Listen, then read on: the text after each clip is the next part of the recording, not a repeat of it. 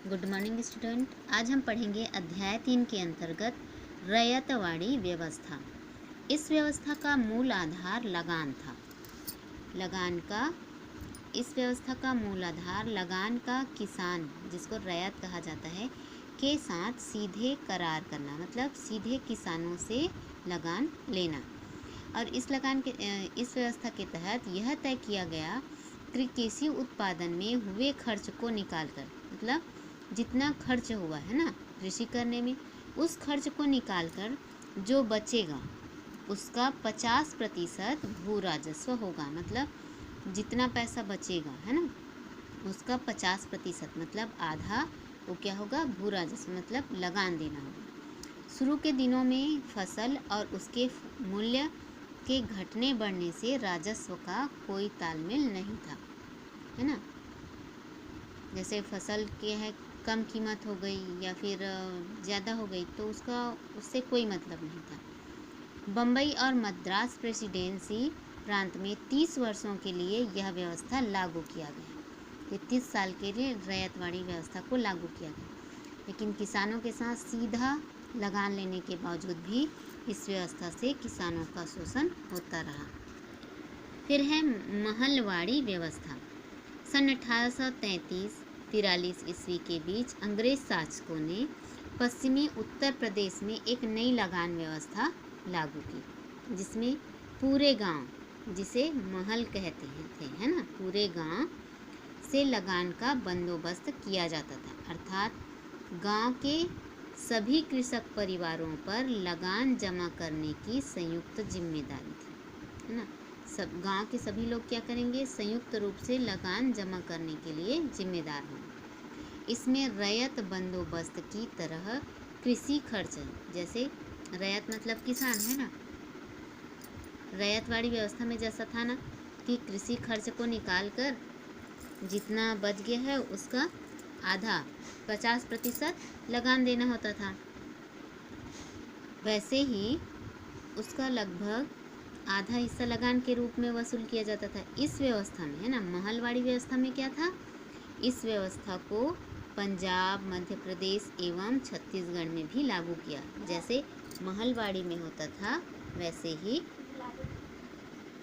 रैयतवाड़ी में होता था वैसे ही महलवाड़ी में किया गया। लेकिन इसमें क्या था कि पूरे गांव की जिम्मेदारी होती थी। जितने भी कृषक परिवार थे ना, पूरे गांव के सभी कृषक परिवारों पर लगान जमा करने की संयुक्त रूप से जिम्मेदारी दे दी गई थी। अब पढ़ते हैं छत्तीसगढ़ में लगान व्यवस्था कि हमारे राज्य में, है ना, कैसी थी। अंग्रेज अधिकारियों ने छत्तीसगढ़ की लगान व्यवस्था में अनेक परिवर्तन किए। उन्होंने छत्तीसगढ़ को अनेक तहसील में बांट दिया, है ना। जैसे आप लोगों के तहसील का नाम क्या है, दूर, और तहसीलदारों की नियुक्ति की। तहसील बनाए गए और उसमें तहसीलदारों की नियुक्ति की। प्रत्येक परगने में लगान वसूल करने के लिए अमीर तथा पंड्या राजस्व अधिकारी की भी नियुक्ति की। ये राजस्व जो पैसा इकट्ठा करते हैं ना, उस अधिकारियों का नाम है। अंग्रेज अधिकारियों ने मराठा प्रशासन के समय प्रचलित पटेल के पद को समाप्त कर दिया और उसके स्थान पर गौटिया पद सृजन किया। आप लोगों के गांव में भी किसी किसी को गौटिया कहा जाता होगा, सुना होगा आप लोगों ने, है ना। उस समय गांव के गौटिया वर्ष में 3 किस्तों में लगान वसूल किया करते थे। गांव में क्या था, जो गौटिया होते थे वो लगान वसूल करते थे। लगान का निर्धारण जमीन के क्षेत्र के आधार पर, जितना बड़ा जमीन है जहाँ खेती करते हैं तो उसके आधार पर किया जाता था।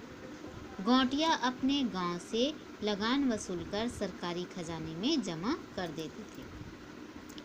अंग्रेजों द्वारा लागू की गई इस लगान व्यवस्थाओं से किसानों को कोई लाभ नहीं हुआ, क्योंकि अंग्रेजों द्वारा लागू प्रत्येक लगान की दर बहुत ऊंची और अनिवार्य थी।